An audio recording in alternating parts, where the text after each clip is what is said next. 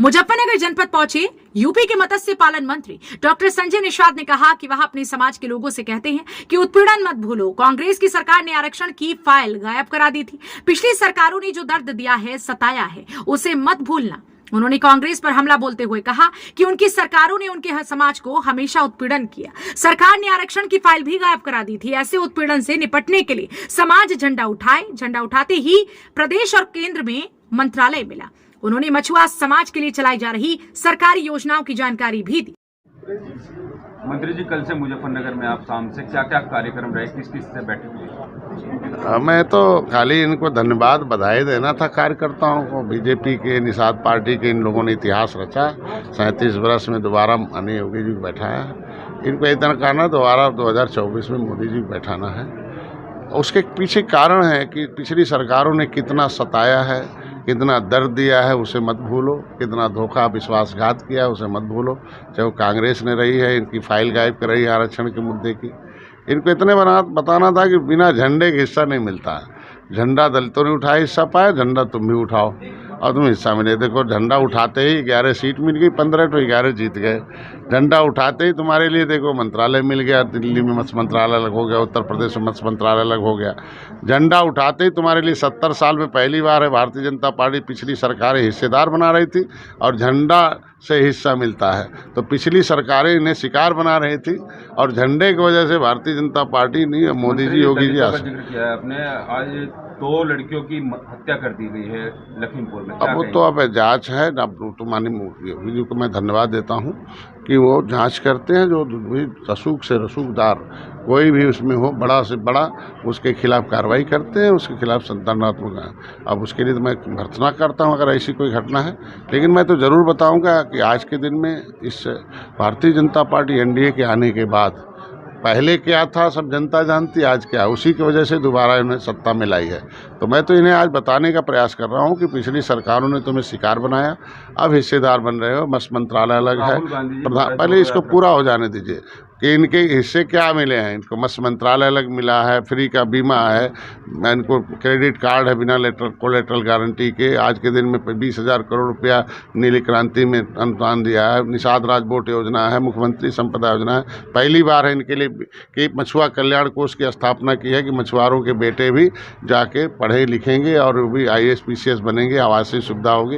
इनके तरफ ध्यान देते, बहुत बड़ी बात है। तो इनको यही कहना था कि आप लोग भाई, अब आपके ऊपर पौआ का लेविल लगा था, झुआ भरवोट पर आप पौआ नहीं, बिकाऊ पियाऊँ के लेविल लगा था। लेकिन 2022 में आपने जिस तरीके से एकजुटता का परिचय दिया, निषाद पार्टी और भारतीय जनता पार्टी एनडीए के साथ रहकर वोट डाला, उसे आपके ऊपर पार्टी और पावर का लेविल लग गया है। इसे आप बरकरार रखो, आगे बढ़ते रहो, ये हमारा इनका संदेश था।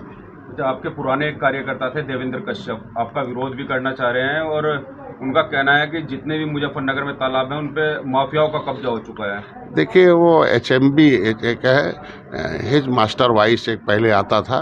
एक प्रदेश सरकार के आदेश पर मदरसों के सर्वे किए जा रहे हैं, क्या कहेंगे इस पर? और कम से कम सर्वे करना तो अच्छी बात है।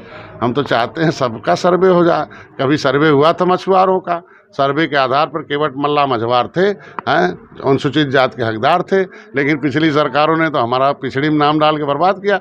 मदरसे में अगर मुसलमानों के बच्चों को भी IAS PCS DM कलेक्टर, उनको भी नौकरी देने की, उनको भी एकेडमिक शिक्षा देने के लिए अगर सरकार सोच रही है, तो इसके मतलब जिनका वोट बैंक खिसक रहा है, जो नेता बड़े बड़े हैं अल्पसंख्यक के, अपने बेटे को एकेडमिक शिक्षा में पढ़ाते हैं, उन्हें इंजीनियर डॉक्टर बनाते हैं और बेचारे गाँव के गरीबों को केवल धर्म पढ़ाते हैं। तो अगर सरकार धर्म के साथ साथ उनको विज्ञान भी पढ़ा रही है, उसे धर्मवाद भी पढ़ा रही है, राष्ट्रवाद भी पढ़ा रही है, भारतीय संस्कृति भी पढ़ाना चाहती है, तो ये जो दिमाग में जहर घोलने वाले हैं उनको समस्याएं हो रही हैं। मैं सच्चर कमेटी की रिपोर्ट कहती है कि अब मुसलमान सबसे ज़्यादा गरीब हैं। तो ये गरीब कौन पैदा किया? यही नेता पैदा किए ना। कांग्रेस हाथी साइकिल, इसके मतलब वोट लिया, इन्हें गरीबी पैदा कर दिया। आज गरीब लोगों को खाना मोदी जी दे रहे हैं, आज के दिन में योगी दे रहे हैं, आज के दिन में इलाज मोदी जी कर रहे हैं। आज के दिन मकान इनको, तो भाई गरीब सबसे ज़्यादा संख्या इनकी है, इसके मतलब जो योजनाएं आ रही हैं उसमें ज़्यादा बिना भेदभाव के दिए जा रहे हैं। तो ये कब तक दिए जाएंगे, उसके पीछे अगर हमारी सरकार कह रही है कि सर्वे करो, इनको शिक्षित करो, भी अनुदान से बड़ा ज्ञान है, तो ज्ञानवान आदमी हो जाए तो उसे अनुदान की जरूरत नहीं है। तो अगर हम सर्वे कर रहे हैं ज्ञानवान बनाने के लिए, तो इनको क्या दिक्कत है। मंत्री जी, राहुल गांधी भारत जोड़ो यात्रा निकाल रहे हैं, क्या कहेंगे? अरे अब कम से कम भारत जोड़ो कहाँ, तो कांग्रेस तोड़ो हो गए। कहाँ कांग्रेस पहुंच गई, उसके तरफ ध्यान करवाइए राजू जी का। भाई कांग्रेस टूट रही है तब जोड़ो यात्रा निकाल रहे हैं, गोवा में उनके टूट गए। मैं तो इसीलिए कह रहा हूँ ना, कांग्रेस कहाँ से कहाँ पहुंच गई टूटते टूटते। तो उनको चाहिए था कि कांग्रेस जोड़ो यात्रा निकाल लेते, तो चलो कम से कम अपनी मंशा पर आते। अब कांग्रेस तोड़ो और भारत जोड़ो, ये कहाँ दोनों एक साथ चलेगा। तो ये ऐसा न करें, ये तो गुमराह करने वाली बात। कांग्रेस तो अपने इसे देखिए, जब हमारा समुदाय मछुआ समुदाय 19% मतलब ज़्यादा छुआ भरोट को इन्होंने पौआ पिलाकर 70 साल से बर्बाद किया, पैसा देकर बिकाऊ पियाऊ के लिए भी लगा दिया, और डॉक्टर संजय निक ऊपर निषाद पार्टी के लिए भी लगा दिया। आज जैसे निषाद पार्टी के लिए भी लग गया तो कहें अब हमें पौआ नहीं चाहिए, पार्टी चाहिए, पावर चाहिए।